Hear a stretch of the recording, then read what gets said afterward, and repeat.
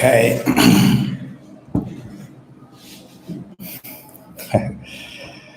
Good day, everyone.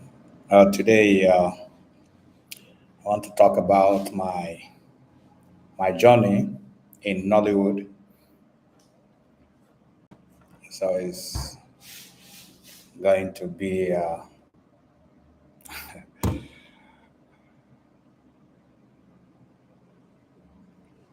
beautiful moment with you.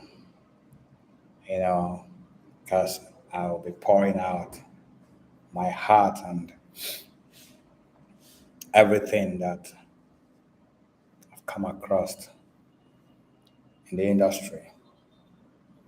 First of all, I want to start with from the very beginning. I can remember those days when I was a child. I used to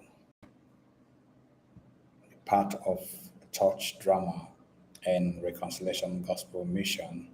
Then we had CJ Okairo, Kerry and Akwenze, Doris, Emmanuel, Nonso, and others.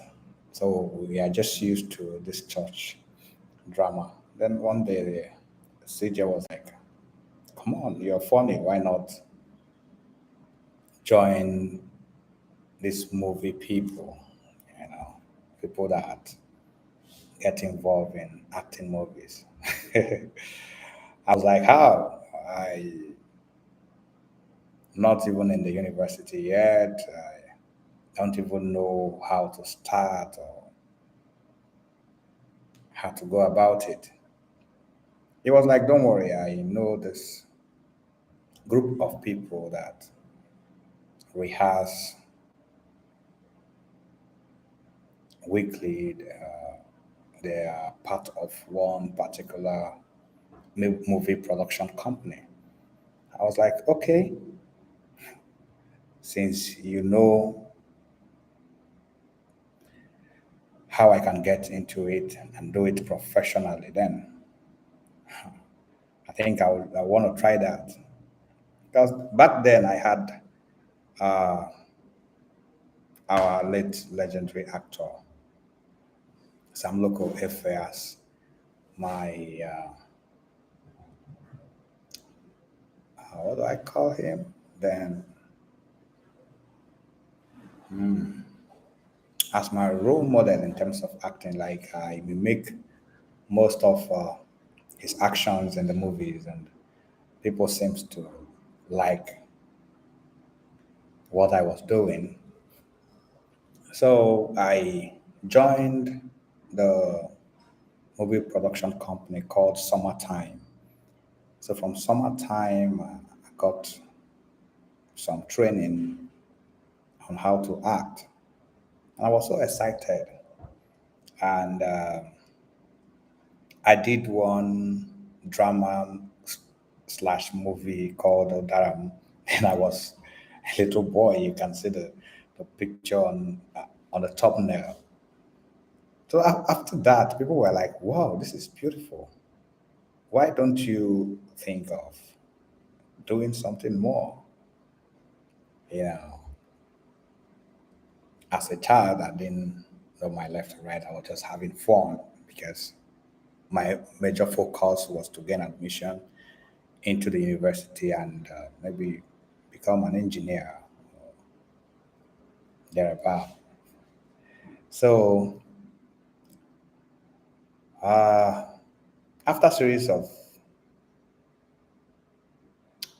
auditions and training for summertime production that year, I had as an Actors Guild of Nigerian audition. They were about to shoot one major Nollywood movies. So my friend didn't even invite me. So they just left. And when I come to rehearsal the next day, it happens that it was just like only me and the director and very few others. I was like, "What happened? Where are they?" They went to shoot movies. I was like, without telling us. I would have loved to be part of it, not just to be an actor, but even to see how movie is being done, you know. So I couldn't get involved in that one. The movie was Rising Moon, I guess. I guess Rising Moon is the name of the movie.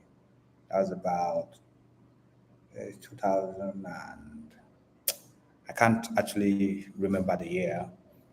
So when my friend came back and was like, "Wow, it was beautiful," and all that, I said, "Why didn't you include me during your acting for a movie shoot? I would have loved to see all the celebrity actors and producers and directors, and even see a movie set for the first time. We've just been here rehearsing day to day, week to week, month to month, and I've not actually been lucky enough to see movie set.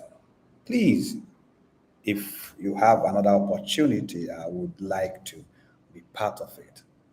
I was like, "Okay, but Actors Guild of Nigeria, you have to pay so and so amount of money before you can be part of them." I said, "Okay, I would love to be part of them, but I just want to see. Can't I even have the privilege of seeing what they look like?" He was like, "Okay, that next time he will invite me." So fortunately to me, there was another audition for a movie called Saved by Sin, to the blessed memory of Fidelis Okoro. That was my town guy. He was a lecturer in the University of Nigeria and Soka, and he taught literature in English and all of that. So he decided to make movie from one of his novels. So I went for the audition. Luckily to me, I was picked from the crowd, you know.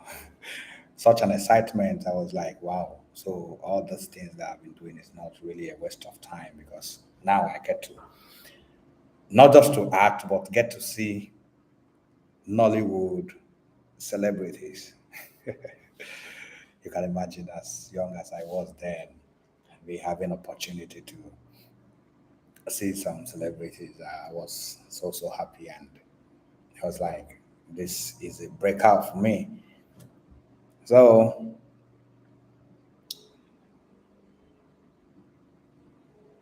cut the long story short, the time for the movie commenced, and I packed my bags and all that and went to the hotel where we had been lodged for the movie. And the actors started coming in, and for the first time, I saw Gentle Jack live and also Pet Edochie.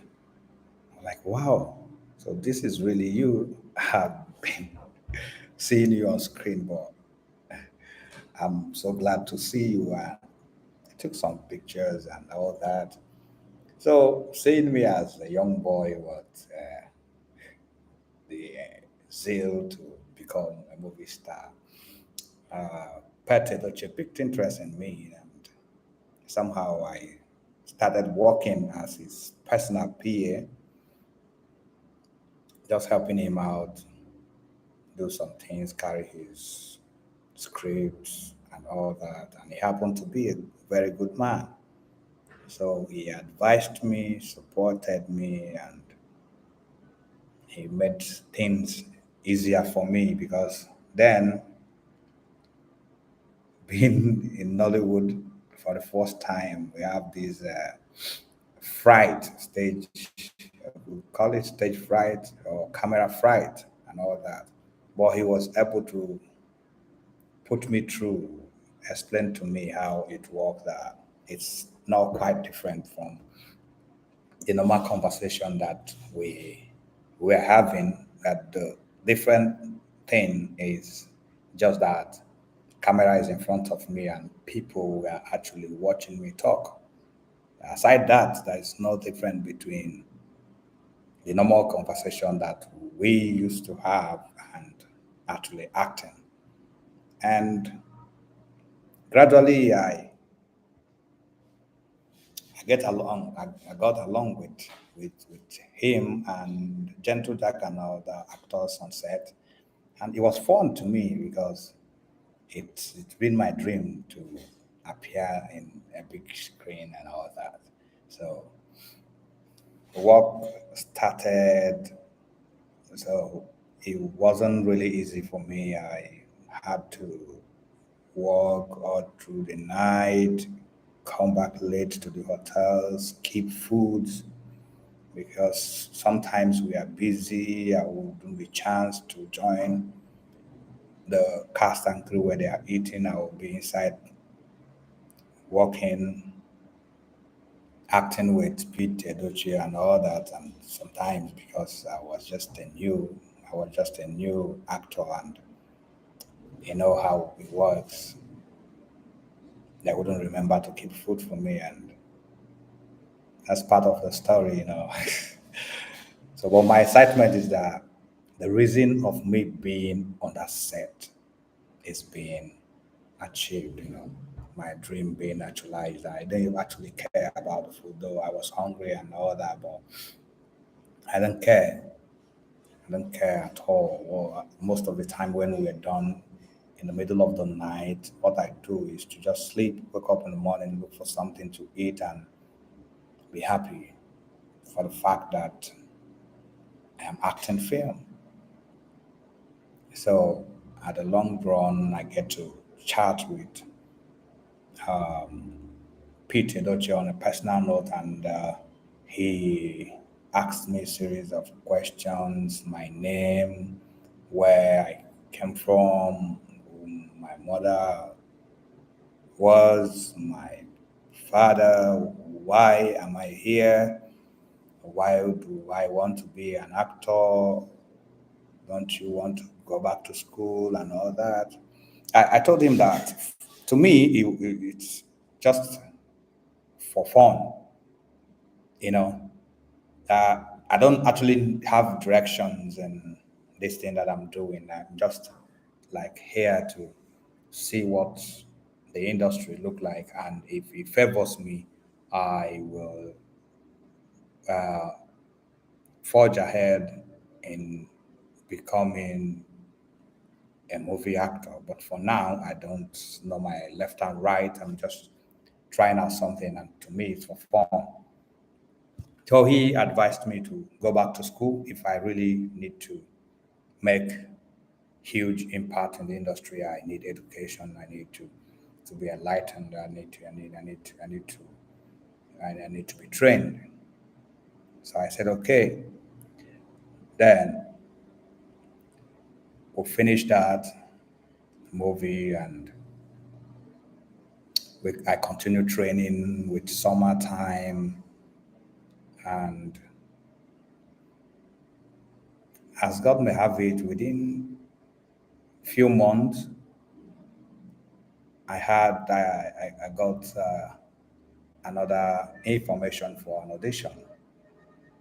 Wow, I was so excited because this is not just like the first time that I didn't even know what I was going to see. I didn't know what the outcome of what I was going for. I didn't have the picture of what I was to experience. But now I already know how it works. I know that I have to read my scripts, train before the mirror, get ready to challenge other actors, get ready to do my best and give extraordinary style so that I can be picked against others. So I worked so hard, and we went for audition. As God may have it, my name came out again. I was like, wow, this is it. This is it. I'm not going nowhere. This is where I'm called to be, you know. So the movie name is called Magic Drum. So That was about, is it 2005 or 2006 or 2004? I can't remember. Or Magic Drum. Ah, this was beautiful. So I went on set, and to my surprise, I was seeing some people that I used to see only on posters. It's like, wow, oh, really? So this industry is this small? So when I went there, I met Sam Dede. I was like, whoa, this is you. So what it means is that within a short period of time or within some years, I'll get to meet all the actors in the industry. Oh, wow, this is fun. So unknowingly to me, there was Tonto Dike on set, there was Mercy Johnson. But Tonto Dike was like the star on the film, not Mercy Johnson was still struggling with her career then. So I saw her, she was so pretty and young. So that added to my hope and my courage. I was like, this young lady doing this great thing. But I must confess that something that I saw that day, man, I was shocked. Not here to condemn anybody or to talk about anybody's personal life, but that was the first time I actually saw a pretty girl smoking cigarette. Then I thought cigarettes are for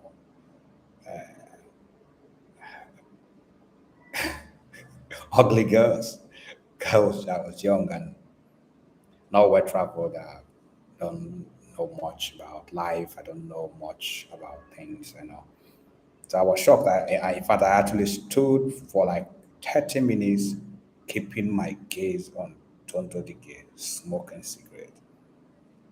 What I was comparing then was the link between her beautiful lips and the smoke that she was puffing out of it.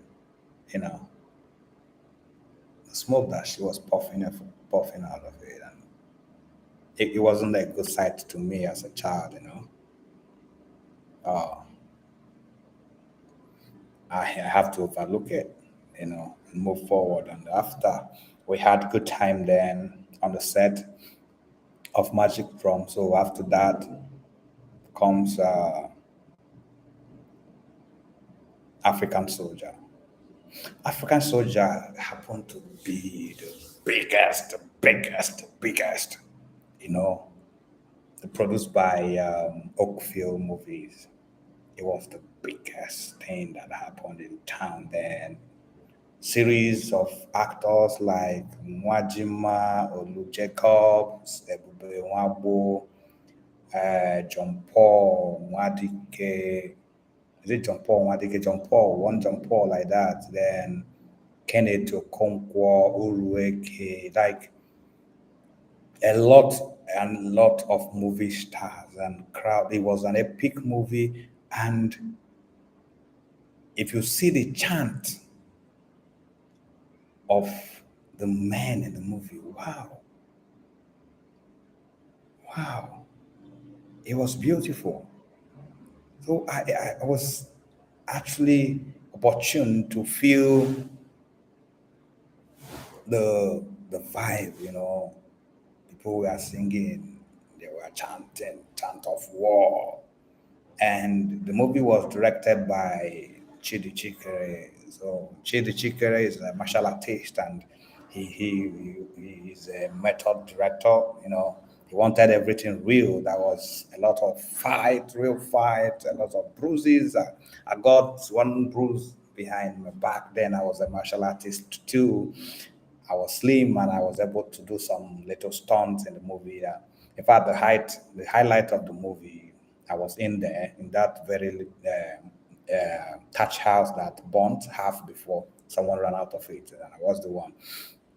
And I ran out of the thatch house during the movie shoot. The thatch house was burning. They asked me to be in there till the house burned like half before running out. And when I run out, I have to jump on Chidi Chikere or Mwajima, anybody that is closest to me. Then the person have to fling me. I have to somersault like twice before landing on the floor. But I have to be careful enough not to wound myself. So we did practice and I somersaulted and landed well. But during the actions, I missed it and I hit my back on the ground and I got some bruises behind my back. But I didn't actually care because I was like, this is the bomb. I wanted to be a movie star, you know. So I didn't care about anything. So it was cool for me. It was nice to do it. So after that, I left one story. You know, I'll take you back. I think this will make this story more interesting, taking you back from where I started. Okay, I can remember those days. I was young. I think I was about 10 when my eldest brother, Linus, like we call him, went for his marriage ceremony. His wife happened to own a toy camera, and me, I love gadgets. So the wife is a close friend. So I love her so much. And I was just like her baby, her little baby then. So she gave me the little toy camera to manage us, to snap pictures. I was like, I don't know anything. I've not used camera before. What do I do? She showed me how to snap the pictures, put close one of my eyes, see through the other eyes and see through the lenses and snap. So then those days they use camera use film. So I went there and I was taking some pictures. And at some point I opened where the film were rolling and I snapped picture to see how it works. I didn't know that when you expose film to light, you lose the pictures.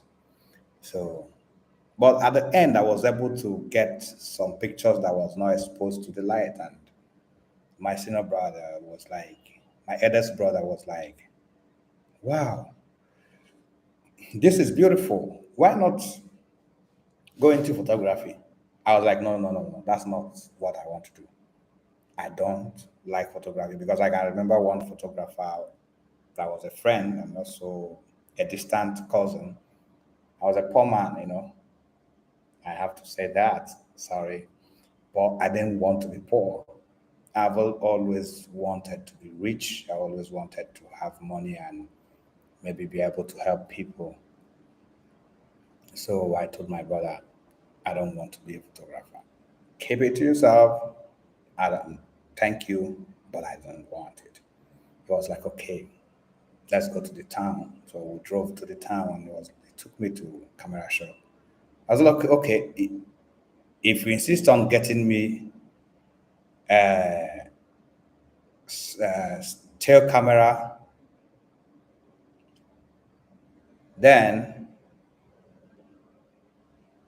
still photography camera, then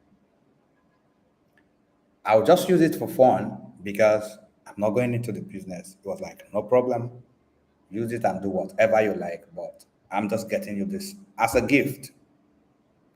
I said, okay, no problem then. So when we entered into the shop, he went and picked professional camera. I was like, no, that's not the exact one that I used. The one I used was a toy camera, kind of. They call it automatic camera. I didn't, it automatic camera. I didn't know he was a toy camera then.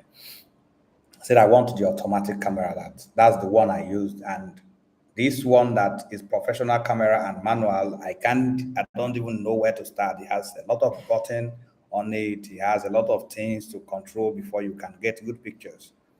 He was like, no, that I have to get the professional camera for you. And the toy camera was, I think, about 1,500 or 2,000. And then the professional camera was about 8,000. I was like, please, this is what I want. He said, no, I have, you want to get the professional one for me that I just have to learn how to use it within some period of time. I will be able to use the camera. I was like, okay, if you insist, you can go ahead and buy whatever you want to buy, but this is exactly the one I used. Because this very one, I might not be able to use it. There's a lot of button on it, and I don't know how to use it. He insisted and got the camera for me. So he bought a film. Then I already know that I don't have to expose the films while snapping the picture, because when I went to print the other one, they already told me what to do. So when I finished my first film, I went to develop the film before printing, and I discovered that almost 100% of the film is messed up. I was depressed, I was angry, and I was like, see, the camera you bought for me doesn't make sense. It's not good and all that. Then I was, well, I think we went back to the shop and they put a new film there, snap picture, printed it, and it was so beautiful. I was like, why is it that my own pictures doesn't make sense? I can't even see anything. Now told me that how to learn how to use aperture, speed, ISO, shutter angles, and all that. I have to learn how to close aperture, open aperture, alternate it with the speed and the ISO, and also have to place people on the picture. I have to learn the rule of third and all that and all that. It was too heavy for a little kid, man. I didn't know what to. I was just pissed off, you know. The photography became tough and no excitement anymore, because it's like someone starting up new business. So I continue snapping. I go to school. People were like, wow, you have this kind of camera. People just coming around me. I was just snapping for fun, snapping everybody, snapping my mom, snapping my dad, snapping my auntie, snapping everybody in the house. It was just fun for me. You know? Started snapping anyhow. My brother would always fund my films. So keep snapping. Along the line, I started learning how to make good pictures. It was like magic. It was tough then because it was film. When you snap, you don't see your mistakes till you go to this picture laboratory, develop your film, then print your pictures before you know that what you snapped is not nice. So I continued like that and seeking advice and knowledge from photographers around our town. I was able to make good pictures. So along the line, I started taking passport photographies for school and other small this thing, and photography started being exciting again in the sense that I can make little money out of it. So on one fateful New Year celebration, I went to take some photograph in a neighboring village. I met one photographer called Alligator Photography. So he was a young boy like me. For the first time, I'm seeing someone that is as young as I am and doing photography. So I connected to him immediately. So he had some boys already working for him and they are camera was quite different from mine. They had 300 lens and all that. I was like, wow, I've not seen this before. Please, can I touch it, use it, and see how it works? I was like, no problem. It was like, okay, this is where my shop is. You can come around. We can work together and all that. I was like, wow. So I can really work with professionals. He said, yes, I can come around. So on getting there, he taught me a lot how to get. He was actually the one that gave me the secret of cleaning up pictures, using my apertures and my speed, the way it can be nice. I can get it very fast and all that. And I was a smart child. So I just picked up immediately. So within few weeks, I was one of the best photographer around. So he used to take us to inter-house sports to snap. So he advised me to join his crew so that all of us can build alligator photography to be the number one photograph photography company in the town. And I saw it as a good idea, and because even at that point, I never wanted to own anything photography because I still believe that photographers are poor people, not just because of their pocket right now, but because of the way they are treated. They are not respected. Up to date, photographers, they are not respected in occasions. So when you go to occasions as a photographer, you see the way they treat them and all that, except you're a celebrity photographer, which takes a long time, pretty long time. I'm not discouraging anybody from following your passion, but I'm just telling you exactly how I started and the way I saw things. Not changing the narrative that we have so many millionaires in this country right now that are photographers. Well, I'm just saying. So, move back to my story about Nollywood. So, during that first time I went to set, I met a cinematographer called what's his name? What's his name? Come on, come on, come on. He was the best Nigerian cinematographer then. So I met the cinematographer, and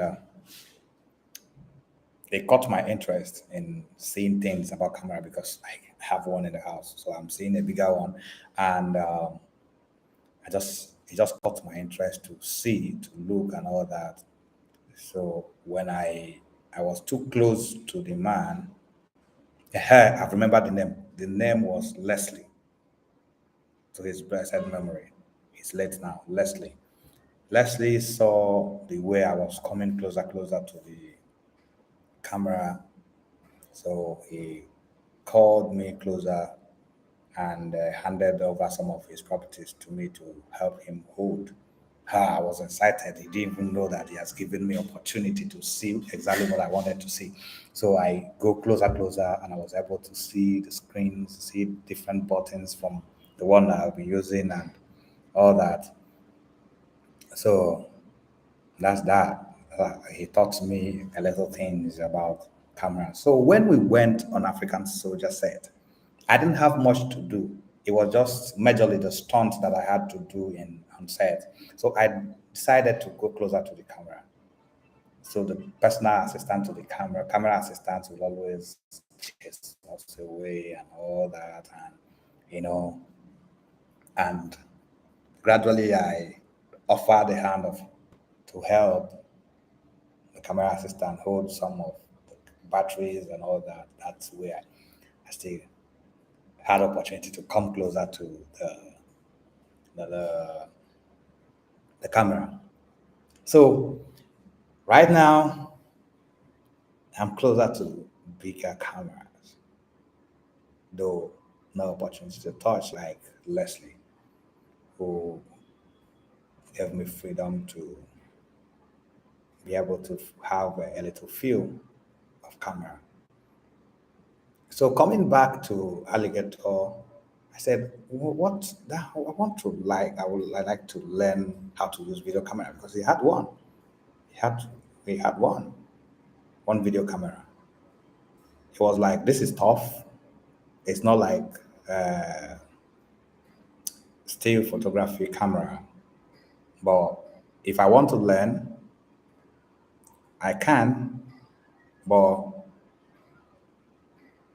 I have to be able to get a job that he won't be teaching me with his personal jobs. I said, okay, no problem. So I started soliciting for jobs because I want to learn how to use video camera.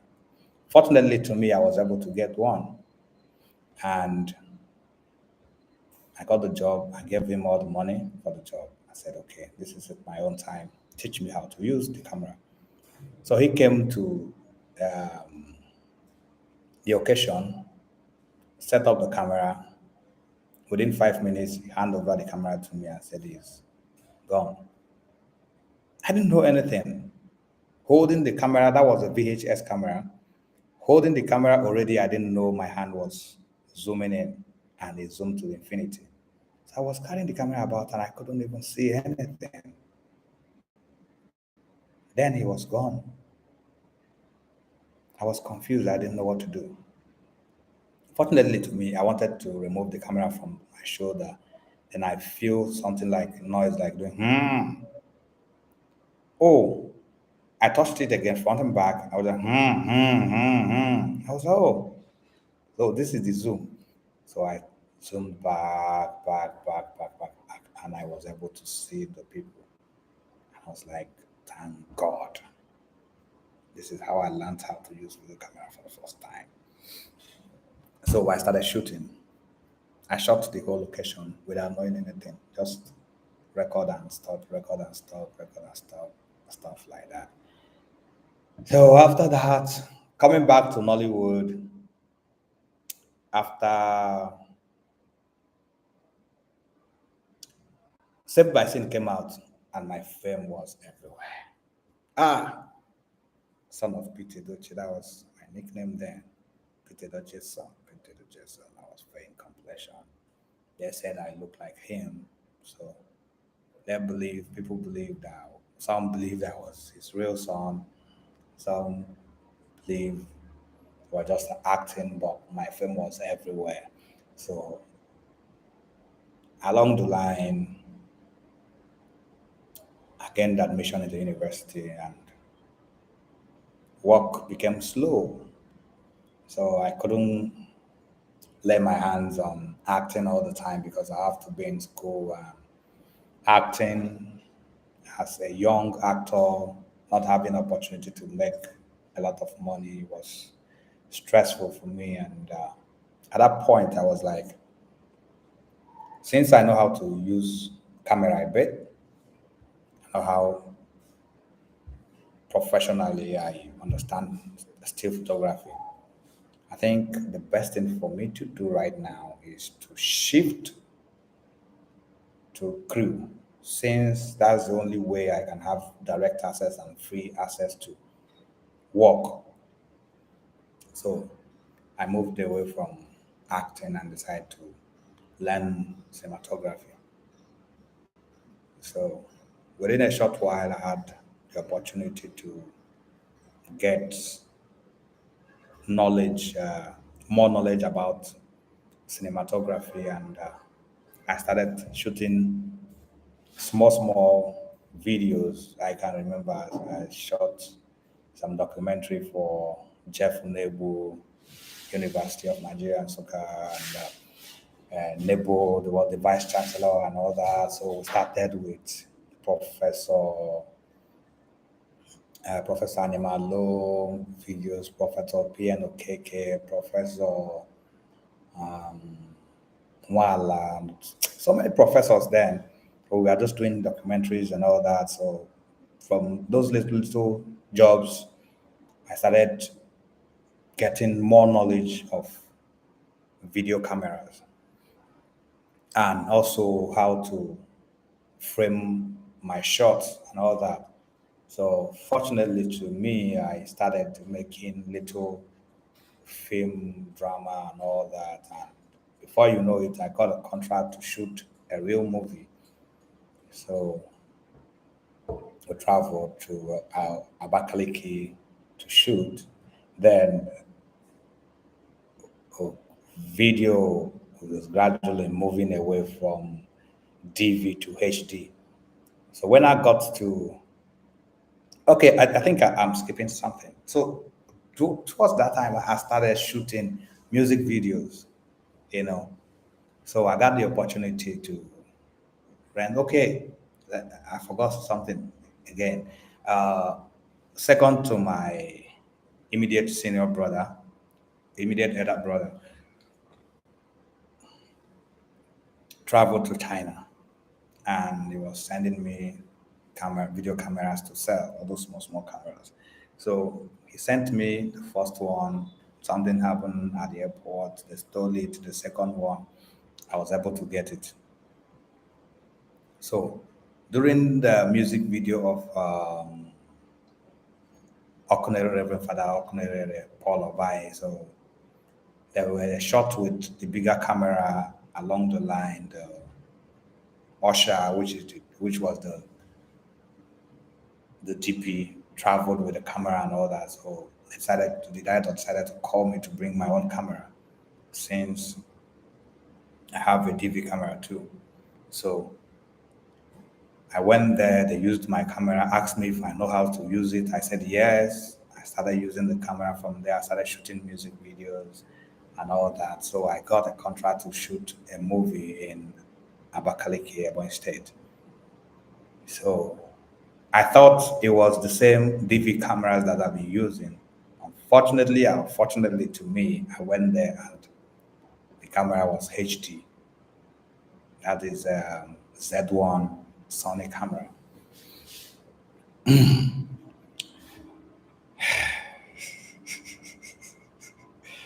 And the question was, do you know how to use HD camera?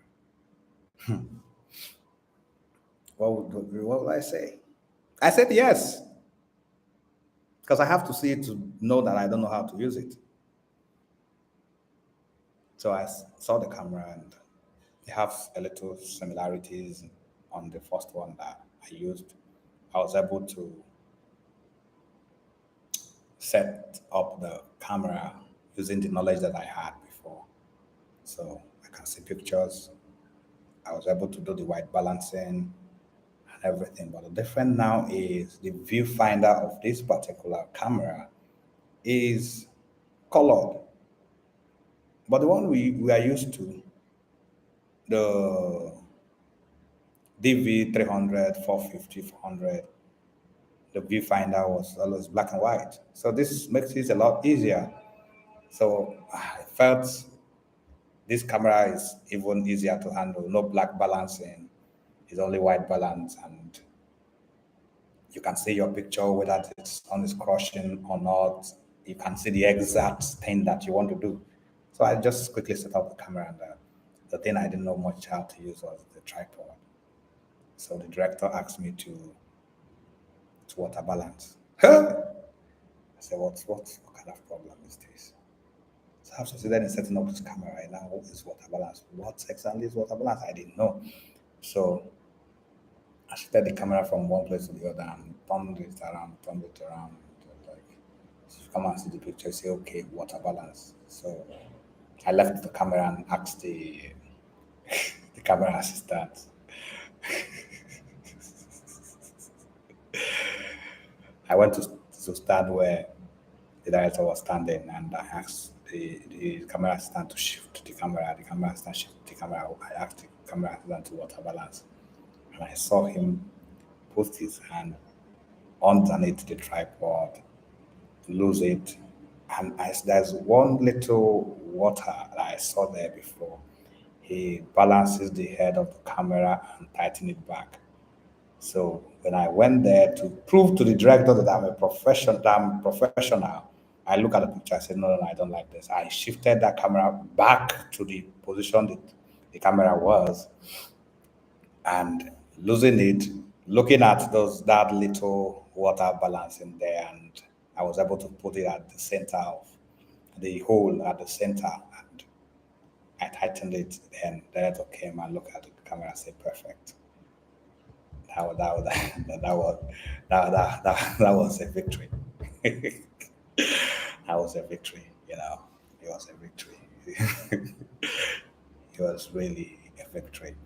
It was really a victory. So I was so happy. From there, I started shooting, but it wasn't a professional movie. It wasn't a professional movie. It was just like almost a professional movie. But we had everything that we needed to have then for a professional movie. We had costume, we had makeup, we had props and sets, we had welfare, we are lodged in a hotel and all that. We had everything, just that we didn't have superstars in the film. So after that comes my first professional movie as a cinematographer, which is Usumagana. So this time around, the thing there is, this time around, I'm to work with Pete Edochie for the second time. He was the main actor in the film. We had Pete Edochie, we have some local FL, we had Patient Ozoko, we had Chinwowo, we had Vitalis Ndubisi, a lot of superstars. And I have to shoot. So I called my guy, Elijah Dike, who's a camera assistant to Abundant Grace in Ebony State, to bring HD camera for me. He came down with Z1 and started shooting. So when Pete saw me, he marveled because within a few years, I was already a cinematographer shooting his film. Come on. That's actually a great achievement. He called me and shook my hand. I was like, this is a good decision. And I commend your effort to have come this far within this short time. Then I happened to be maybe the youngest cinematographer that Nigeria had then. From the ones that I know, I was the youngest cinematographer then.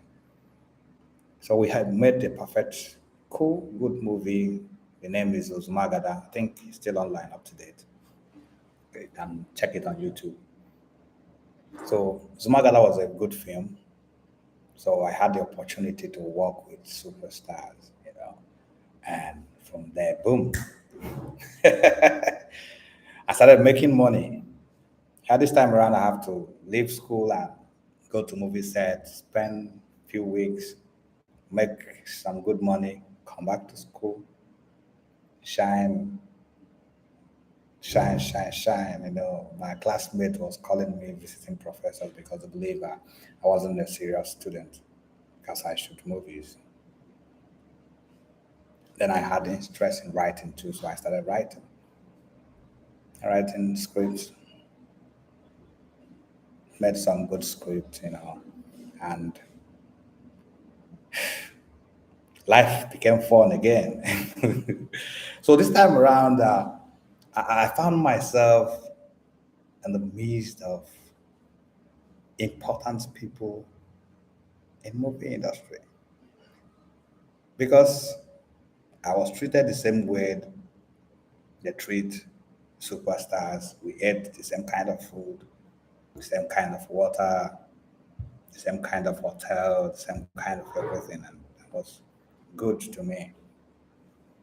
So my advice to young filmmakers or young actors is that if I have to tell you one truth that they never told us when we started, filmmaking is a multi-million business. If you don't have money, you don't have business, you don't have another career that you can get money from, the best thing for you to do is to attach yourself as a crew so that From being a crew, you can raise a little money to support yourself. Because as an actor, before you start earning good money, take your time. Take your time. You have to work money before you can earn money. Because then we were angry, they are paying these people millions, thousands, hundreds of thousands, and they don't even care about us. Or when I grow as a producer, I begin to experience what others was experiencing because the distributors doesn't ask you, they don't care about other actors on the movie. They only care about the superstars. With that, they will calculate how much you've used to in making this movie, and they will throw one price to you, and you have to take it.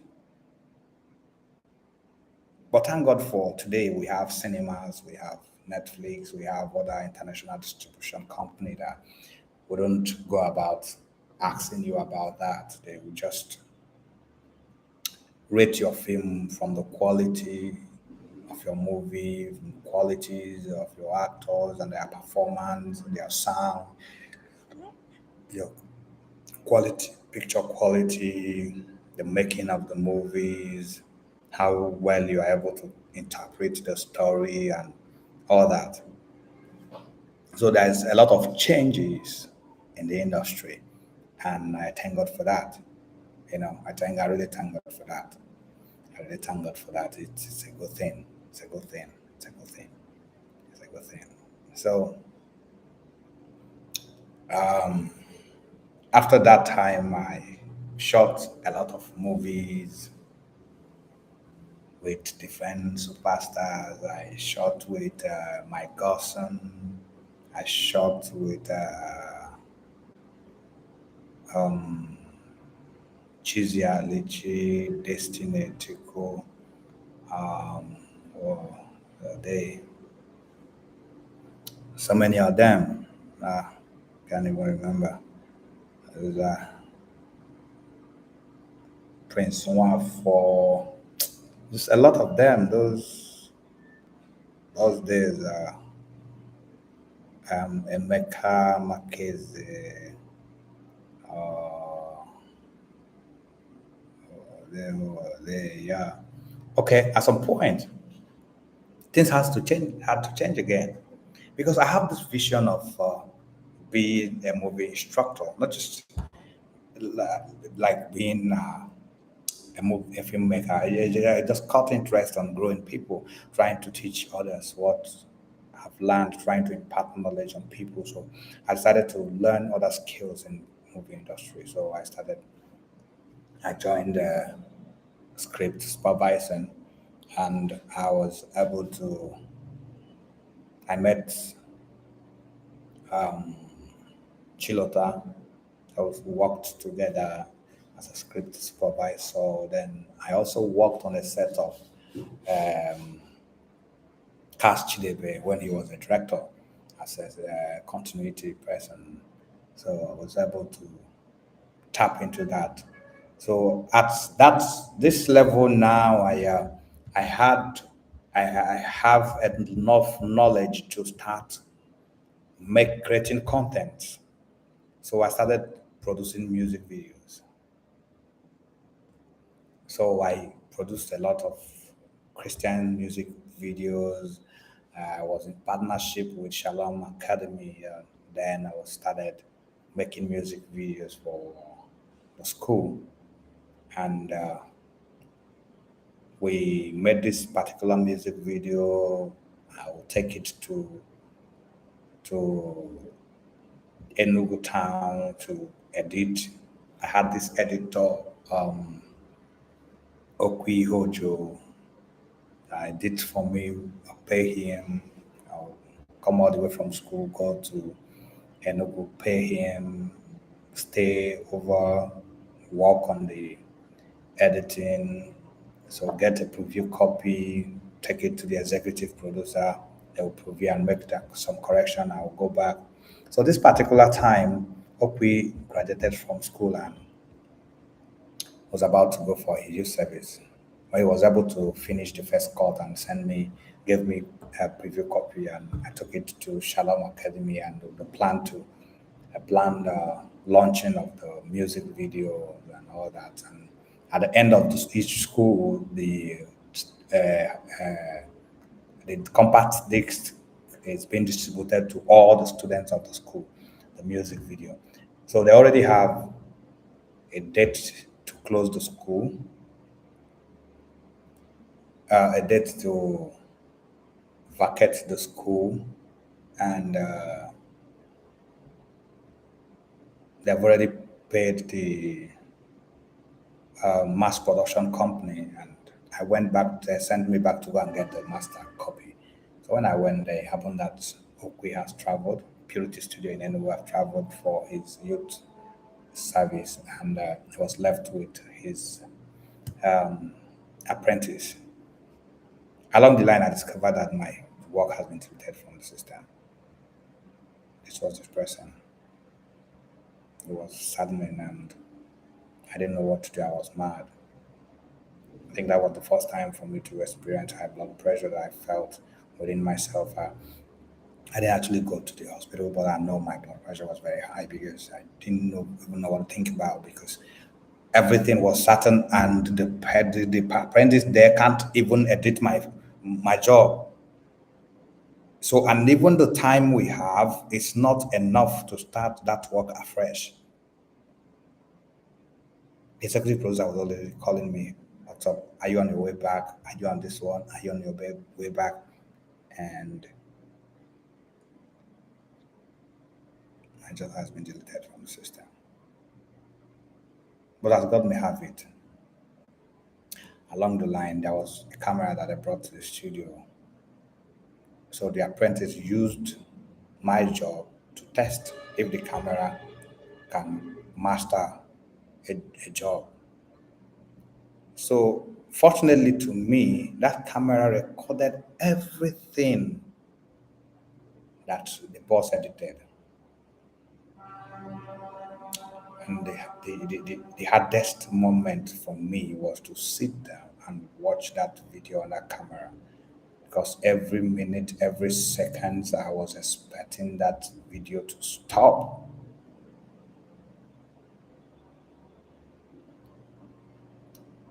Fortunately, at the end, I saw the end credit, and all the jobs were there.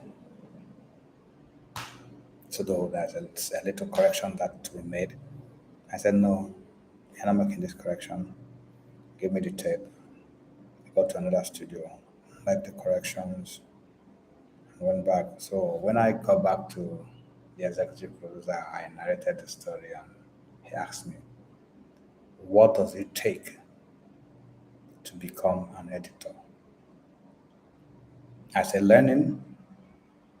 He said, after learning, I said, computer. She told me that someone just sent her 4 laptops from US. That if I'm able to learn, she will give one to me. I was like, you're not serious. She said she is serious. If I'm able to learn, she'll give me one of the laptops. And actually, that was the first time of me seeing laptops in that numbers, because what we have all over was desktop, and desktop was not just Pentium 1, it's like Pentium 1, Pentium 4, Pentium 3, Pentium M, all those cracks those days. So, the excitement. You know what I told myself? I am an editor, even before learning. There's this speed when you convince yourself that you have known this and start learning. Because you are learning to perfection. You're not learning just because you want to maybe know a little about this, but all my frustration, I converted it to zeal to learn. I went to the studio, Start learning, start making some research. Then Alligator Studio started.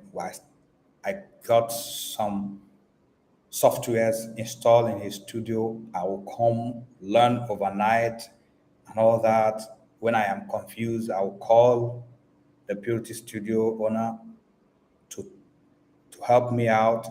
It was difficult then because the Adobe Premiere we're using then, you have sometimes you will touch something on your system and all the interface will disappear. You have to bring back the interface again. It was that difficult because I didn't have a direct professional editor available to teach me.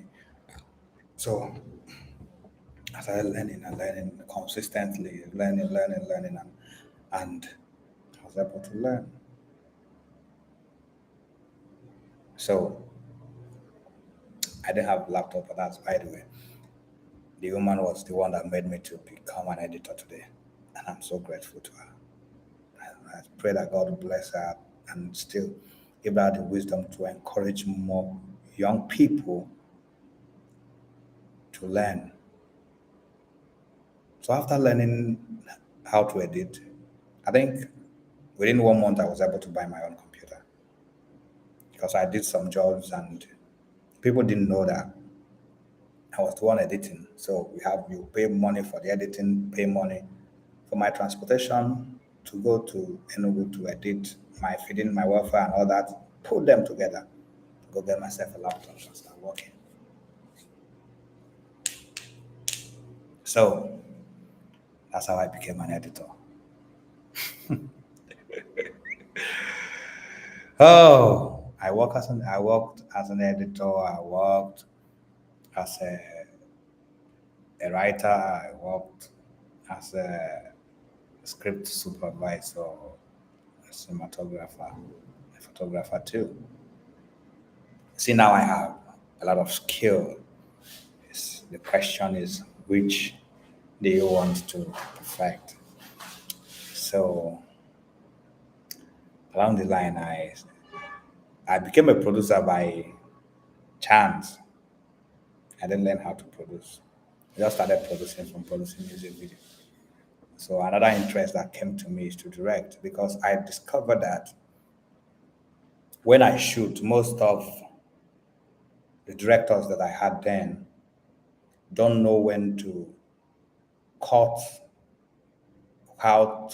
they don't understand pictures. So when I want to take pictures, some pictures they will tell me not to take the shots. They will try to impose their powers on me there.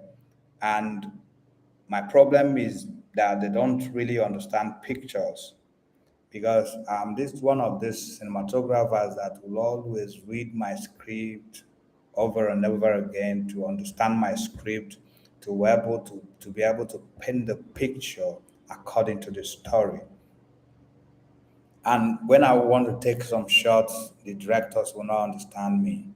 And it will be like a struggle for me sometimes because when I want to take some shots that will really interpret the story, the director will tell me that the shot is that I've taken already is enough. I do not need more shot than go to another scene. And it was frustrating. I'm like, what do I do? My one mind tell one of them. My spirit told me, go and learn how to direct. I was like, it's very easy. Since I'm a script supervisor, that means I have close contact with the director. As a cinematographer too, I have close contact with the director. So it was an easy one. So I started putting eyes on what directors know, what directors do. I started downloading video, behind the scenes videos, Hollywood videos to really understand directing. So I learned how to direct. And my very first major film as a director, Peter Edochie is back again.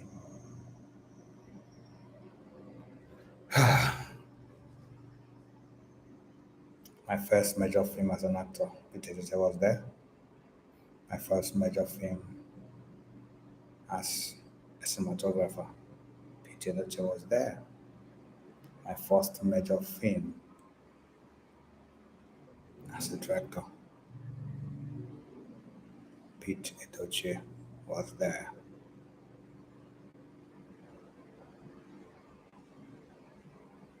to support me. Then I discovered that he had special interest in me to grow. I'm grateful to him. He helped me grow. You know, he helped me grow. So after directing that movie, it was awesome. There I met Obio Coley too.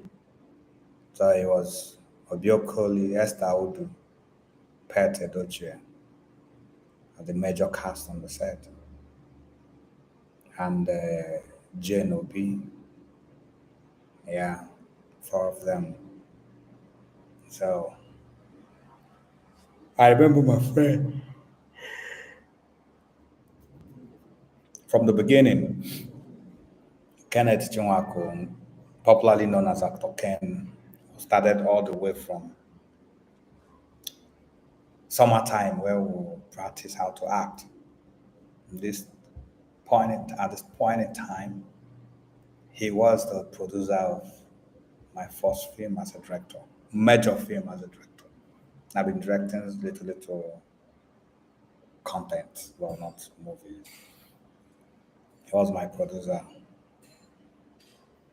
Both of us were the executive producer of the film, named Secret War. It was actually my story. One of those stories that I wrote.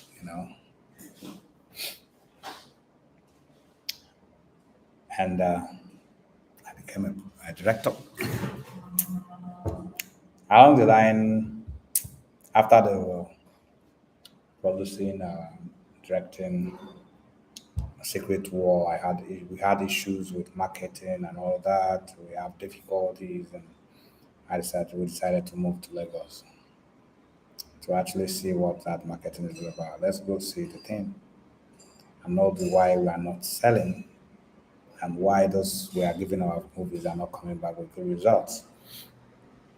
So we came to Lagos. I decided to stay.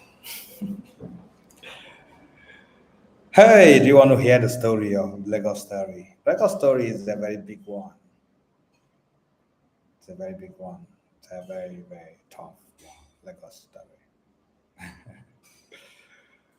I came into Lagos 2016 as a professional cinematographer editor, script supervisor, and a writer. But I didn't know that our style of filmmaking in the East then was quite different from what I met in Lagos because I was fortunate enough to meet with Obi the director of Last Flight to Abuja, Miro Boy, lots of them. Yeah, lots of them. And had opportunity to go to cinemas to see one of these films, Oxford Garden, the one he shot in the UK. So now I've been moved from the normal Nollywood filmmaking to cinema filmmakers. So I met these friends, and what they were doing is different from what we are doing. We shot the same movie, but they had more sophisticated camera. They had more funds. That I just noticed that I have to go back to learning. You know, I have to start learning again. Fortunately to me, I met one man called Soji, he's a Yoruba guy. I saw him color grading. Unfortunately, also, I happened to stay in Obiamele's crib then. He had one workstation in the house. I was using it to edit um, series for a producer. What his name? Gordon Irole. I was working for him. I came down to Lagos and I shot series for him partly, and I was the editor of the series, the ad. So I saw the system there was a workstation, and I can do all anything I want to do. So with the help, through the help of Soji, I installed DaVinci Resolve, and I started looking into DaVinci Resolve as far back as 2016. So gradually, I became a colorist. This journey is scattered, man. You know, it's really scattered. It's really scattered, and we keep on growing every day. I love color. It was one of my secrets as a cinematographer. So because I love color, I do my best to deliver good color. I always look into the LCD or the viewfinder, trying to get a thin line between the best and the good in camera lenses. And I'll always stop at that best. And I apply that on color grading. After I learned color grading, I was a satisfied filmmaker, and I met other people. I was able to lay my hands on big gadgets like um, Red Dragon, 6K,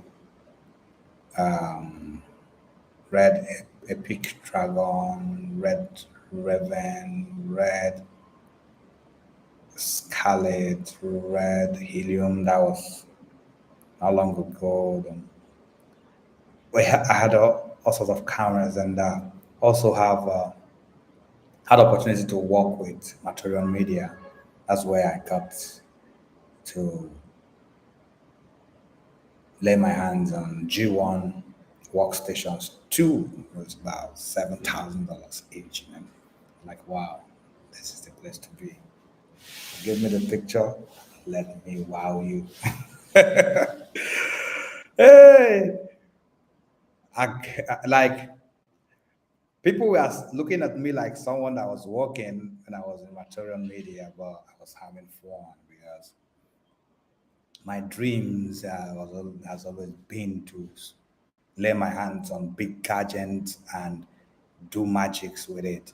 People were just excited about my work, but me, I'm excited because I have access to equipment. I had everything that I wanted on that company. I had boom mic, I had four lapel mic, I had two black magics, a big black magic, and also and have awesome mini, have Mark 4 Canon cameras, and have two DaVinci Resolve to myself, and everything was just perfect. And I was just waiting for where to explode. What do I do? Give me the thing. Let me wow you. Give me work. Let me do something different. You know. So I continued working. Started getting jobs from outside the country. I got a job to edit from Gambia. Yeah, got work to edit from Germany, and we also did the documentary between Italy, Germany, Nigeria, Spain. So got involved in a lot of huge projects. And well, late last year, I decided to go back to where I started from, which is acting. You know, that's how this platform came about. because I want to still achieve my dream as an actor. You know, I still want to make impact as an actor. I believe I have something to offer. I believe I have message to pass to the young ones. And I believe that determination and zeal and consistency push through the gate of brass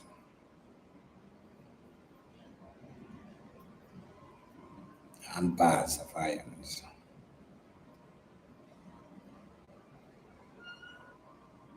Now, my first outing as coming back as an actor is becoming real.